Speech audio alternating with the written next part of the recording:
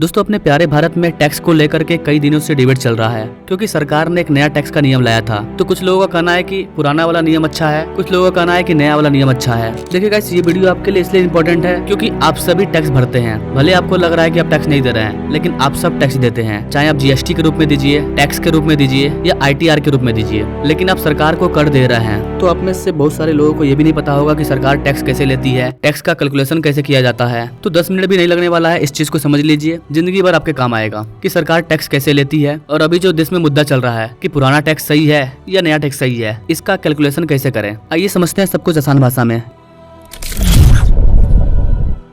Guys, सबसे पहली बात तो अपने देश में न्यू टैक्स रिजिम और ओल्ड टैक्स रिजिम दोनों लागू है। आपको जो अच्छा लगे आप उसे चूज कर सकते हैं। अब बात करते हैं कि आपके अकॉर्डिंग आपके लिए कौन सा टैक्स बेस्ट है। ये सारा चीज डिपेंड करता है आपके इनकम पर। दोस्तों, आज से 2 साल पहले न्यू टैक्स का अनाउंसमेंट किया गया था और ऑप्शन भी दिया गया था कि आप पहले वाले टैक्स से भी चल सकते हैं या नए वाले टैक्स से भी चल सकते हैं, लेकिन अभी न्यू वाले को लागू नहीं किया गया था। चूंकि अब 2024-25 का फाइनेंशियल ईयर स्टार्ट हो चुका है, तो अब नया वाला टैक्स रिजिम भी लागू होने वाला है। ऐसे में पूरे देश में डिबेट चल रहा है कि कौन सा टैक्स बेटर है। तो सबसे पहले आपको दोनों को समझना होगा कि पहले सरकार कैसे टैक्स लेती थी और अब सरकार कैसे टैक्स लेने वाली है और किस में हमें फायदा होगा। सबसे पहला सवाल कि आपका जो इनकम है उस पर टैक्स को कैसे कैलकुलेट किया जाता है। गाइस, ओल्ड टैक्स का जो स्लैब था उसमें ओनली 4 स्लैब था, लेकिन जो नया वाला टैक्स रिजीम आया है इसमें सरकार के द्वारा कई सारे टैक्स स्लैब को प्रोवाइड किया गया है ना। ये जो ओल्ड टैक्स रिजीम है इसके अकॉर्डिंग अगर आपकी इनकम 5 लाख रुपया है सालाना, उस पर 5% का टैक्स लगता है। लेकिन आपका सालाना इनकम अगर 2.5 लाख है तो आपको 0% टैक्स देना है। लेकिन अगर आपका इनकम 5 लाख रुपया है तो क्या आपको 5 लाख पर 5% टैक्स देना होगा? नहीं,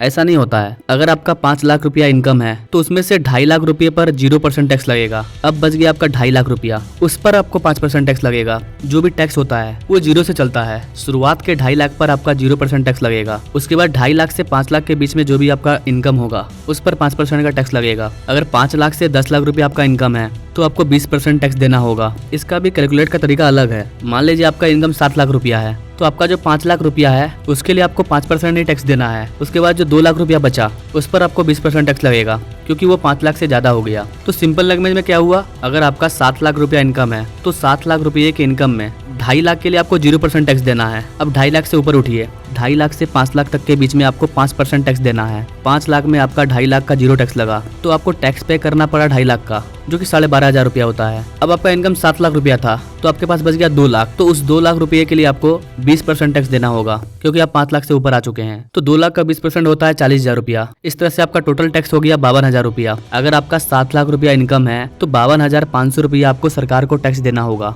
ये पुराने वाले टैक्स रिजम के अकॉर्डिंग। नए वाले टैक्स रिजम में ऐसा नहीं है। अब मान लीजिए आपका इनकम 7 लाख रुपया है और आप न्यू टैक्स रिजिम से टैक्स पे करना चाहते हो, तो इसका क्या नियम है कि 0 से 3 लाख तक आपको 0% टैक्स देना होगा। तो आपका जो इनकम 7 लाख रुपया है उसमें से 3 लाख के लिए आपको कोई टैक्स नहीं देना पड़ा, बच गया 4 लाख। तो यहाँ पर बताया गया है कि 3 लाख से 6 लाख रुपया अगर आपका इनकम है तो आपको 5% का टैक्स देना होगा। तो अब 3 लाख से 6 लाख के बीच में आते हो, बच गया 4 लाख। 4 लाख में से आपको 3 लाख के लिए टैक्स देना है। 3 लाख में आपका 6 लाख पूरा हो जाएगा, तो 3 लाख का आपको 5% टैक्स देना है। उसके बाद बच जाएगा 1 लाख। तो न्यू टैक्स के नियम के अकॉर्डिंग 6 लाख से 9 लाख रुपया अगर आपका इनकम है तो आपको 10% टैक्स देना है। और चूंकि आपका इनकम 7 लाख रुपया है तो आपका 1 लाख रुपया और बचा हुआ है, तो अब आपको 1 लाख रुपये के लिए 10% टैक्स देना होगा। तो कहने का मतलब है कि न्यू टैक्स के नियम से आपने 7 लाख रुपया के लिए 25,000 रुपया सरकार को आपको टैक्स देना पड़ा, जबकि पुराने वाले नियम से वो 52,500 रुपया बनता है। तो जाहिर सी बात है कि लोग नए टैक्स के नियम को फॉलो करेंगे, क्योंकि पुराने वाले टैक्स की वजह से उनको करीबन 50,000 रुपया टैक्स देना पड़ता था, लेकिन न्यू वाले टैक्स नियम की वजह से उन्हें मात्र 25,000 रुपया टैक्स देना पड़ेगा। यानी कि अगर आपकी 7 लाख रुपया इनकम है तो आप न्यू वाले टैक्स को फॉलो करते हो तो आपको करीबन 27,500 रुपया का फायदा होगा। तो ये है किसी भी टैक्स को कैलकुलेट करने का तरीका। अब एक होता है टैक्स रिबेट। रिबेट का मतलब हो गया सरकार आपको छूट दे रही है। आप सरकार को इनकम टैक्स दे रहे हो तो सरकार इस पर आपको छूट देना चाहती है, तो उसे बोलते हैं टैक्स रिबेट। तो नए वाले टैक्स रिजिम में ये बताया गया है, अगर आपका इनकम 7 लाख रुपया है तो आपको 25,000 रुपये का रिबेट मिलता है। अगर आपका इनकम 7 लाख रुपया है और आप टैक्स पे करते हो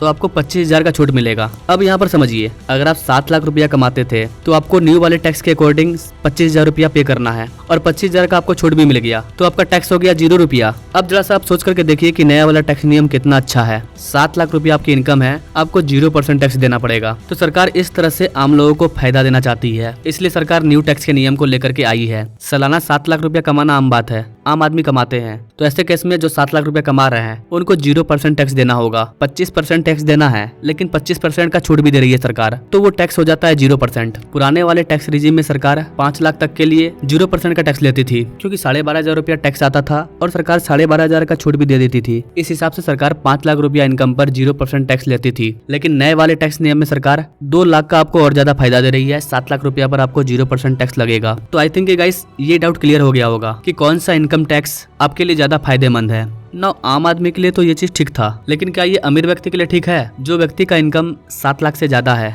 8 लाख, 10 लाख, 15 लाख, 20 लाख, क्या उनको फायदा होगा इससे? इसको भी समझ लेते हैं। एक होता है डिडक्शन और एक होता है एग्जेम्पशन। मान लीजिए आपका सालाना इनकम 8.5 लाख रुपया है, तो सरकार का ये कहना है कि आप 1.5 लाख रुपया इन्वेस्ट कर दो। कहाँ पर? पीपी ऐप में। तो अगर आपका इनकम 8.5 लाख रुपया था, आपने 1.5 लाख रुपया पीपी ऐप में इन्वेस्ट कर दिया, तो आपका एक्चुअल इनकम हो गया 7 लाख रुपया, और 7 लाख रुपया के लिए आपको 0 टैक्स पे करना है। यानी कि अगर आपकी इनकम 8.5 लाख रुपया तक भी है तो भी आप 0 टैक्स पे कर सकते हो। आपको 1.5 लाख रुपया इन्वेस्ट करना होगा। अगर पैसा इन्वेस्ट कर रहे हैं तो इसमें भी आपका ही फायदा है ना। अब बात करते हैं उन लोगों के बारे में जिनका इनकम काफी ज्यादा है, 50 लाख, 40 लाख, 60 लाख। उन लोगों के ऊपर सरकार एक्स्ट्रा टैक्स लेती है, जिसे सरचार्ज कहा जाता है। तो इन लोगों के लिए भी जो पुराना टैक्स रिजीम है, अगर वो उसे फॉलो करते हैं तो इन्हें ज्यादा टैक्स देना होगा। अगर ये नए वाले टैक्स रिजाइम को फॉलो करते हैं तो इन्हें कम टैक्स देना होगा। मान लीजिए आपका इनकम 50 लाख से 1 करोड़ के बीच में है, तो आपको सरकार को एक्स्ट्रा 10% सरचार्ज देना होगा। सपोज डेट आपका इनकम 80 लाख रुपया है और आपका टैक्स बनता है 20 लाख रुपया मान लीजिए, और सरकार उस पर एक्स्ट्रा 10% सरचार्ज जोड़ दे रही है। तो ये जो 10% एक्स्ट्रा सरचार्ज होता है वो इसके टोटल इनकम पर नहीं लगता है, बल्कि इसका जो टैक्स निकला 20 लाख रुपया, उस 20 लाख रुपये का 10% सरचार्ज लगेगा।